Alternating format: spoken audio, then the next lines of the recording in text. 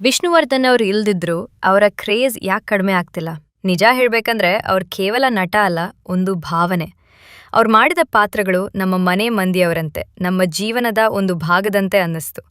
ಅವರ simplicity, off screen ವ್ಯಕ್ತಿತ್ವ ಮತ್ತು ಯಾವ ಪಾತ್ರವನ್ನಾದರೂ ನೈಜವಾಗಿ ತೋರಿಸುವ ಶಕ್ತಿ, ಇವುಗಳೇ ಜನರ ಹೃದಯದಲ್ಲಿ ಶಾಶ್ವತ ಸ್ಥಾನ ಕೊಡಿಸಿವೆ. ಈಗಿನ ಸೋಷಲ್ ಮೀಡಿಯಾ ಕಾಲದಲ್ಲಿ ಅವರ ಹಳೆ ಕ್ಲಿಪ್ಸ್, ಡೈಲಾಗ್ಸ್ಗಳು ಮತ್ತೆ ಮತ್ತೆ ವೈರಲ್ ಆಗ್ತಿವೆ. ಹೊಸ ಜನರೇಷನ್ ಕೂಡ ಅವರ ಸ್ಟೈಲ್ಗೆ ಫ್ಯಾನ್ ಆಗ್ತಿದೆ. ಅದ್ರ ಮೇಲೆ ಇತ್ತೀಚೆಗೆ ಹಳೆಯ ಕ್ಲಾಸಿಕ್ ಸಿನಿಮಾಗಳನ್ನ ಡಿಜಿಟಲ್ ರೀಸ್ಟೋರ್ ಮಾಡಿ ಮತ್ತೆ ತೆರೆಗೆ ತರೋ ಟ್ರೆಂಡ್ ಕೂಡ ಶುರುವಾಗಿದೆ. ಕೋಟಿಗೊಬ್ಬ ರೀ-ರಿಲೀಸ್ ಸಕ್ಸಸ್ ನೋಡಿ ಇನ್ನೂ ಹಲವು ವಿಷ್ಣುವರ್ಧನ್ ಸಿನಿಮಾಗಳು ಕೂಡ ಇದೇ ರೀತಿ ಬರೋ ಸಾಧ್ಯತೆ ಜಾಸ್ತಿ ಇದೆ. ಈ ಸಿನಿಮಾಗೆ ಸಿಕ್ಕಿರುವ ರೆಸ್ಪಾನ್ಸ್ ನೋಡಿ ಸುದೀಪ್ ಕೂಡ ಖುಷಿ ಪಟ್ಟಿದ್ದಾರೆ ಅನ್ನೋದು ಫ್ಯಾನ್ಸ್ಗೆ ಮತ್ತಷ್ಟು ಸಂತೋಷ ತಂದಿದೆ. ಕನ್ನಡ ಸಿನಿಮಾ ರಂಗದಲ್ಲಿ ಕಾಲ ಬದಲಾದ್ರೂ ಕ್ರೇಜ್ ಮಾತ್ರ ಜಾಸ್ತಿ ಆಗ್ತಾ ಹೋಗೋ ಕೆಲವು ಸಿನಿಮಾಗಳು ಇವೆ. ಆ ಪಟ್ಟಿಯಲ್ಲಿ ಟಾಪ್ನಲ್ಲಿ ನಿಲ್ಲೋ ಸಿನಿಮಾ ಅಂದ್ರೆ ಕೋಟಿಗೊಬ್ಬ. ಸಾಹಸ ಸಿಂಹ.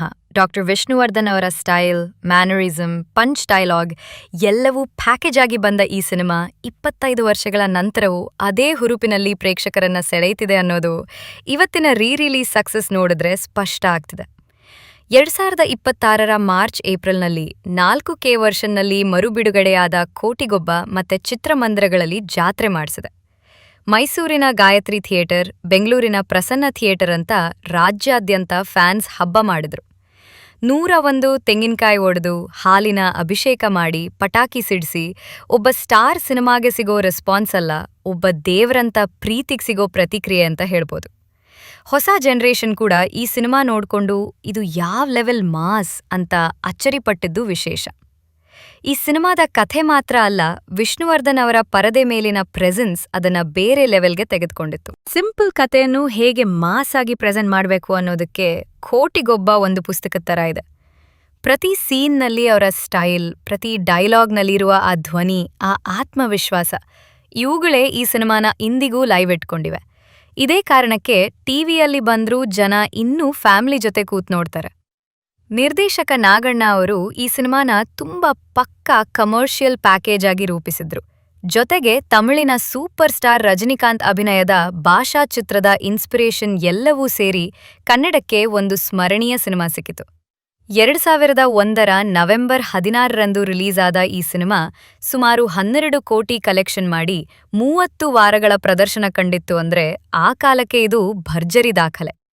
ಈ ಸಿನಿಮಾದಲ್ಲಿ ಪ್ರಿಯಾಂಕಾ ಉಪೇಂದ್ರ ನಾಯಕಿಯಾಗಿ ಮಿಂಚಿದ್ರು. ಜೊತೆಗೆ ಅವಿನಾಶ್, ದೇವರಾಜ್, ರಮೇಶ್ ಭಟ್, ಆಶೀಶ್ ವಿದ್ಯಾರ್ಥಿ ಹೀಗೆ ಹಲವರು ತಮ್ಮ ಪಾತ್ರಗಳಿಂದ ಸಿನಿಮಾಗೆ ಬಲ ತುಂಬಿದ್ರು.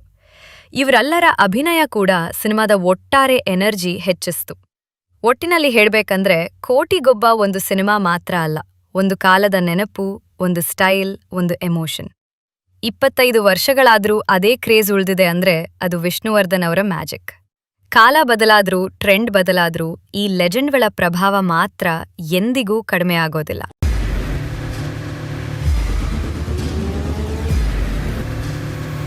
ಪ್ರಜಾಮಾರ್ಗ ನ್ಯೂಸ್, ಇದು ಜನಸಾಮಾನ್ಯರ ಧ್ವನಿ.